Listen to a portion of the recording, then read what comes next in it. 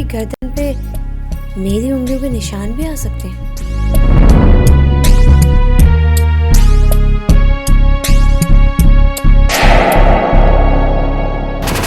नहीं, मैं हॉस्पिटल जा रहा हूँ, अगर तुम चलना चाहो तो आओ।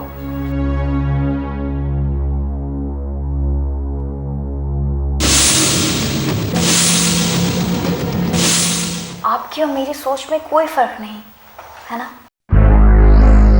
कभी अपने इस हुजरे से बाहर की दुनिया में भी आ जाया करो। पता है माँ घर में अकेली है, सारा घर भाई भाई कर रहा है, मगर तुम्हें क्या।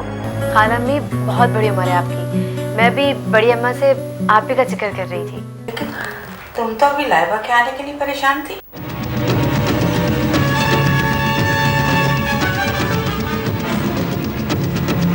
ये लिफाफा, अरे हाय, ये लिफाफा कहाँ से उठाया तुमने? टीवी के ऊपर पड़ा था। टीवी के ऊपर से? और ये इसमें कागज था ना, वो कहाँ गया? उसका मैंने जहाज बना लिया। कहाँ है वो जहाज? वो तो मैंने फाड़ दिया। क्यों खाला अम्मी, मैंने क्या कर दिया? अरे जब रिदा हमारे साथ आ रही थी तो तुम नहीं रुक सकती थी वहां, ये जानते हुए कि आज लाइबा की माँ हॉस्पिटल आई थी। लेकिन अगर इस दफा मुझे पेमेंट पूरी की पूरी नहीं हुई तो तुम तो मुझे जानते हो।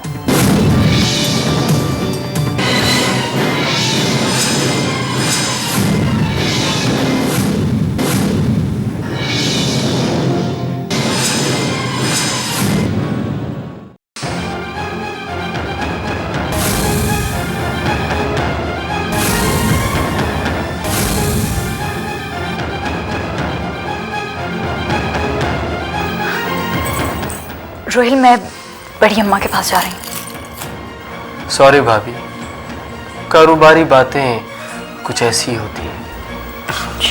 Please don't mind. ये तो बात कर रहा था अपने पार्टनर से, उसको धमकी दे रहा था। यार मेरे काम की नौयत ही कुछ ऐसी है।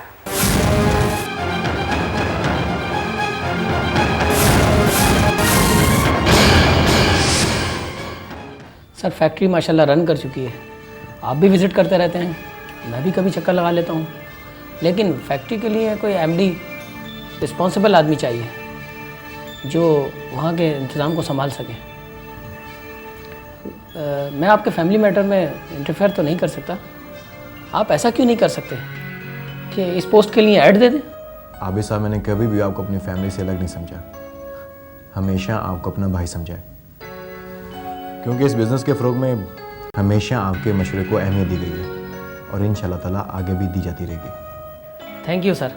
बड़ी अम्मा आज ही हॉस्पिटल से आई हैं, अभी उनको 2-3 दिन रेस्ट करने दें, फिर फाइनली सुहेल के सिलसिले में उनसे बात करूँगा। एनीवे हमें ऐड तो देना ही है, लेकिन अभी मैं कोई भी डिसीजन लेकर किसी नए इशू को जन्म नहीं दे सकता। ठीक है सर, जैसे आप मुनासिब समझें। मैं तो इसलिए कह रहा था कि नई फैक्ट्री है, नए वर्कर्स हैं, चेक एंड बैलेंस ना होने की वजह से वहाँ कहीं यूनियन ना बन जाए।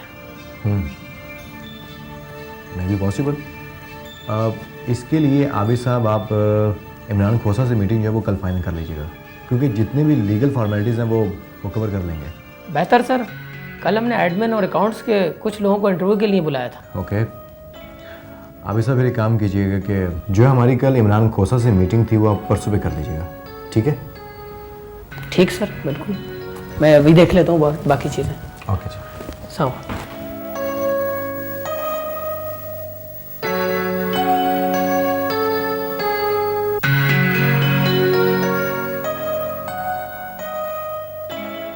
हॉस्पिटल आने के लिए तुम्हें तौफीक नहीं हुई।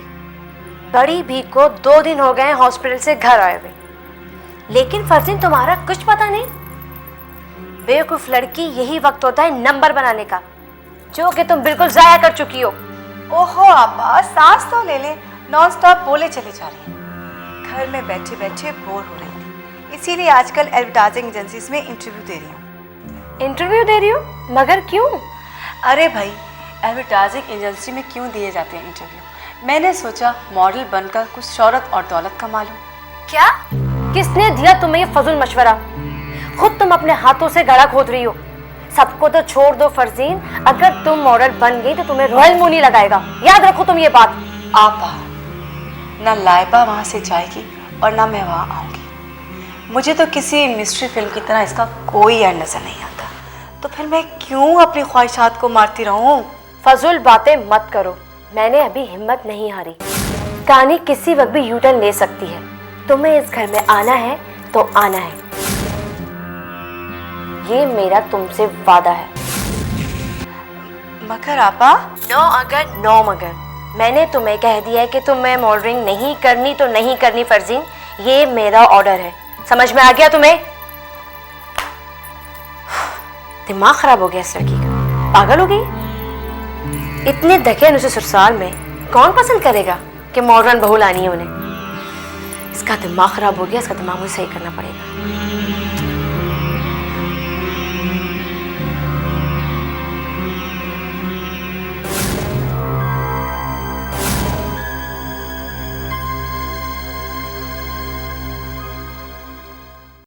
और पता है बड़ी अम्मा, जब आप नहीं थी ना तो ये घर बहुत सूना सूना लगता था। खासकर आपकी तिलावत सुनने को तो कान ही तरस गए थे। बेटा, तिलावत तो तिलावत होती है, और जिस घर में अल्लाह के कलाम की रोज़ तिलावत हो ना, वो घर हर परेशानी से, हर आफत से महफूज रहता है। तुम लोग नहीं करती थी तिलावत? मैं और लाइबा भाभी तो करते थे, लेकिन जो आपकी आवाज़ में जादू है वो हमारी आवाज़ों में कहाँ। अस्सलाम वालेकुम बड़ी अम्मा। जीती रहो, जीती रहो। वैसे रिदा बिल्कुल ठीक कह रही है, आपकी तिलावत में ऐसा खिंचाव और नूर है जो सिर्फ सुनने वाला ही महसूस कर सकता है। हाँ बेटा, ये सब अल्लाह के कलाम की बरकत है। बड़ी अम्मा, आपने पार्टी के लिए क्यों मना किया? बेटा, इसलिए कि अल्लाह को ये तमाम चीज़ें, ये जो है ना बेजा इसराफ, नमोद नुमाइश, ये बहुत ही नापसंद है। अल्लाह जो है वो बीमारी भी देता है, लेकिन शिफा भी वही देता है।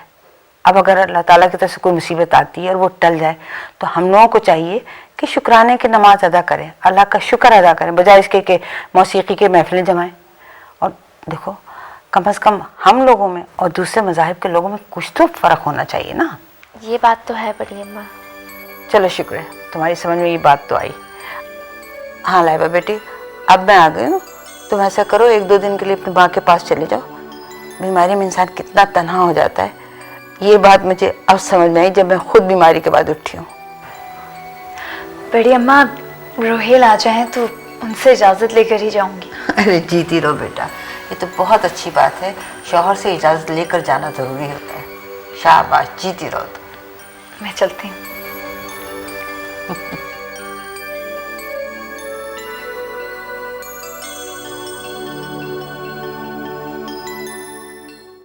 और तुमने मना कर दिया?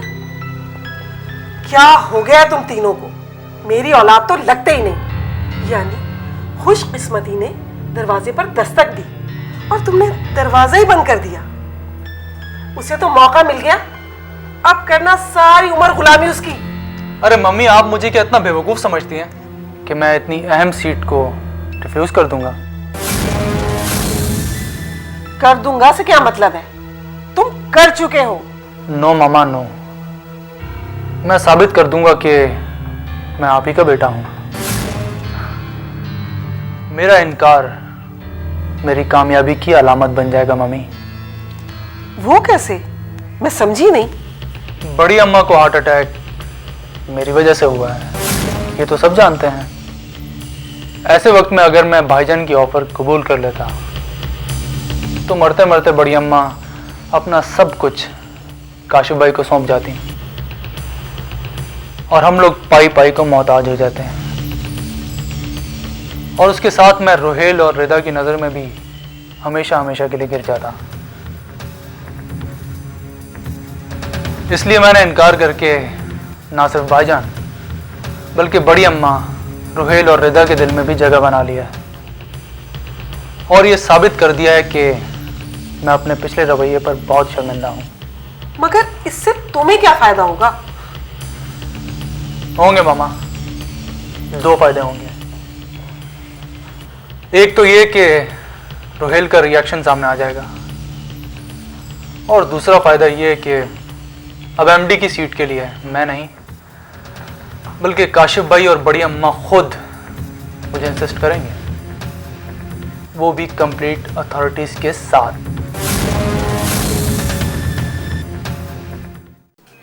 अरे बड़ी अम्मा, आप यहाँ बैठिए, मैं आपके रूम में गई थी। आपके लिए मुर्गी का सूप बना के लाई हूँ। इससे पीने से ताकत आ जाती है। मैं आपके लिए रोज बना दूँगी। जीती रहो बेटी, जीती रहो। चले मुँह को जल्दी से। नहीं बेटा, अभी उधर रख दो, थोड़ी देर बाद पी लेंगे। बड़ी अम्मा, आप हॉस्पिटल से आई हैं और लाइबा को देखिए, अपनी माँ के घर चली गई। खैर, ये बातें महसूस करने की होती हैं, कहने से क्या होता है। मैं तो अब ठीक हूँ ना। वैसे भी लाइबा को मैंने ही उसकी माँ के घर भेजा है। और देखो, मेरी देखभाल के लिए तो तुम सब यहाँ मौजूद हो। जीनत का वहाँ कौन है? हाँ, ये तो है, आपने भेजा है तो ठीक ही भेजा होगा। मैंने भी उसे यही कहा है कि कभी कभी चली जाया करो। वो तो मैं जानती हूँ। अच्छा, आपने बहुत बातें कर ली, सूप ठंडा हो। मेरे हाथ से एक चम्मच पी लें सिर्फ। देखो लाइबा, मैं तुम्हारे बचपन की सहेली हूँ। हमारी कोई भी बात एक दूसरे से छुपी नहीं है। इस वक्त आंटी भी घर पर नहीं है। तुम मुझे बताओ कि क्या बात है। क्या बताऊँ मैं, जब कोई बात ही नहीं है। फिर आंटी क्यों इतनी परेशान है तुम्हारी तरफ से? तुम कभी इस घर का और कभी मेरे घर का कहकर आखिर जाती कहाँ हो? इसका मतलब है अम्मी ने तुम्हें सब कुछ बता दिया है। मैं एक इम्तिहान में फंस गई हूँ। बिलीव मी, मैं कोई गलत काम नहीं कर रही। वो तो मुझे यकीन है, मगर ऐसा कौन सा इम्तिहान है लाइबा जिसने तुम्हें अपनी सगी माँ से झूठ बोलने पर मजबूर कर दिया? मैं तुम्हें सच्चाई बताने के लिए तैयार हूँ, लेकिन एक शर्त पे। तुम अम्मी को कुछ नहीं बताओगी। ओके, नहीं बताऊंगी। बात दरअसल ये है कि मैं रोजाना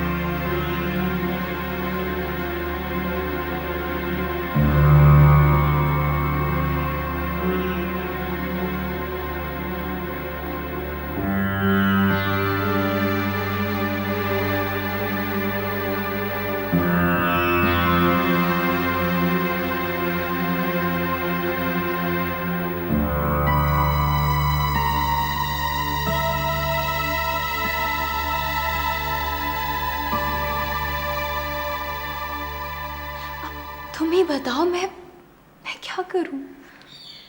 लाइबा, इस तरह तुम्हारे चुप रहने से कुछ नहीं होगा। कभी ना कभी तो ये सच्चाई सबके सामने आएगी ही। फिर क्या होगा? अल्लाह मालिक है, लेकिन तुमसे मेरी सिर्फ एक दरख्वास्त है। अगर कभी इस राज के खुलने का खतरा हुआ तो तुम मेरा साथ दोगी? दोस्ती की खातिर अगर जान भी देनी पड़ी ना तो इनकार नहीं करूँगी। Thank you so much.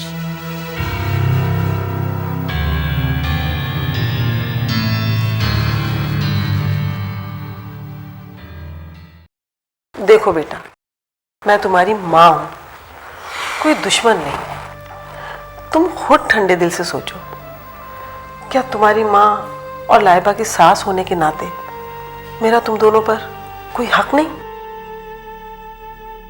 Mummy, कैसी बातें कर रही हैं आप? मैंने और लाइबा ने हमेशा अपने फराइज का ख्याल रखा है। जब ही मुझे बताकर जाने को अपनी तौहीन समझती है। अगर मुझसे पूछकर चली जाती तो क्या मैं मना कर देती उसे? मेरा दिल ही बढ़ जाता। मुझे तो ऐसा लगता है कि मेरी कोई इज्जत ही नहीं है उसके दिल में। अम्मा को बताया और ये जा वो जा। देखिए, अगर ऐसी प्रॉब्लम है तो मैं लाइबा को स्पेशली ये बोल दूंगा कि वो आपको भी बता कर जाया करे, ठीक है? अब ये नहीं कहना कि मैंने तुमसे कोई शिकायत की। बदनाम तो हुई और बुरी बन जाऊंगी। Okay mummy, don't worry. ठीक है बेटा, अब तुम आराम करो, कल ले आना उसे। अब इतनी भी बीमार नहीं है जीनत बेगम।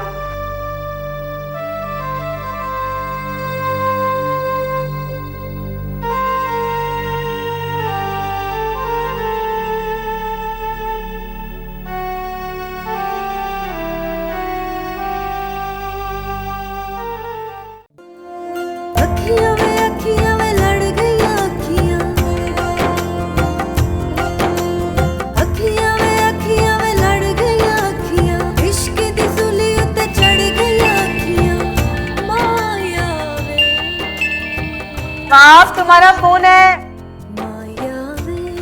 यार फरजीन, देख लो किसका है।